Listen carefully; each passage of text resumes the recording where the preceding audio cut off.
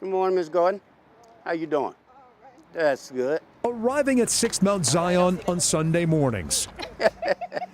Churchgoers can depend on two things: Good morning. salvation How you doing? and a little salutation from Roland Pryor. Hi, ladies.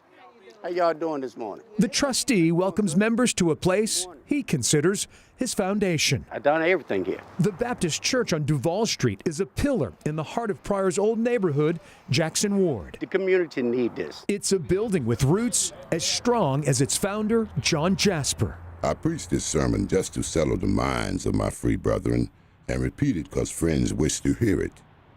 And I hope it will do honor to the Lord's word. Jasper's legacy still inspires more than 200 years after his birth. He developed a preaching style that was very dramatic. The former slave founded 6 Mount Zion in a former Confederate horse stable in 1867 after the Civil War. This is where it all began. Church historian Benjamin Ross says Jasper's flock quickly swelled. Oh, he could put you in heaven. The charismatic preacher delivered fiery sermons from the pulpit, but one in particular catapulted Jasper into the spotlight. And then, of course, in 1878, the Sun Do Move sermon came out.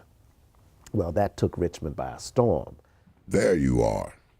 Ain't that the movement of the sun? Bless my soul.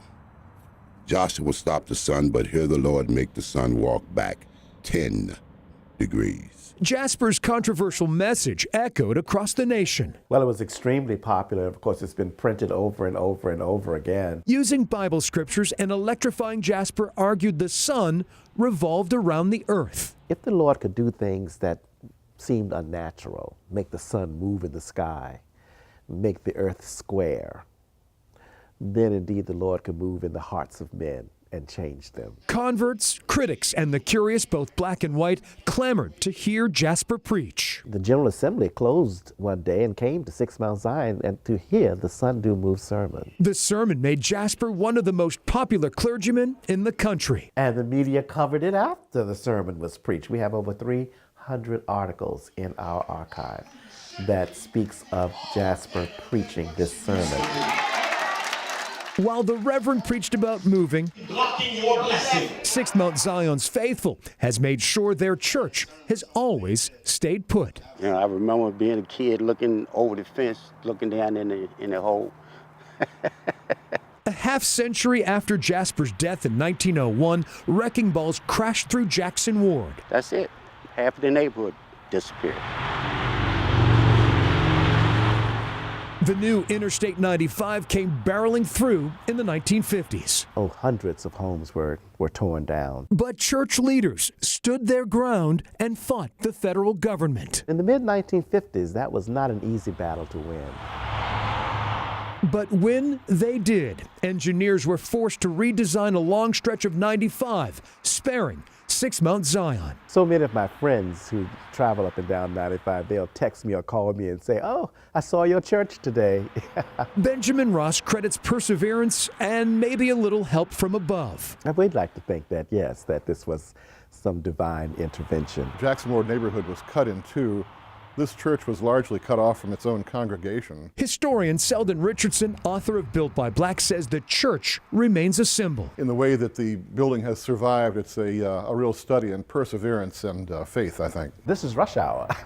Endless ribbons of traffic snake around the church day and night. Many people will realize there must be a story there for a church to be sitting so close to the highway. Ross says the constant hum of cars remains part of the church's lore. We're like a landmark. Just like the rattling old radiators. Oh, some people think John Jasper was walking around the church, you know. On Sundays, the din of roaring engines is drowned out by soaring voices inside. Oh, it makes me feel great to know that it's still standing there. Like I said, this only church I ever belongs to. The church's founder may have preached the sun do move high above. But in its 150th year, 6 Mount Zion remains an immovable beacon for members and drivers below. In many ways, this is a monument to John Jasper and his legacy. For the word of the Lord shall endure forever. And on that solid rock we stand and shall not be moved.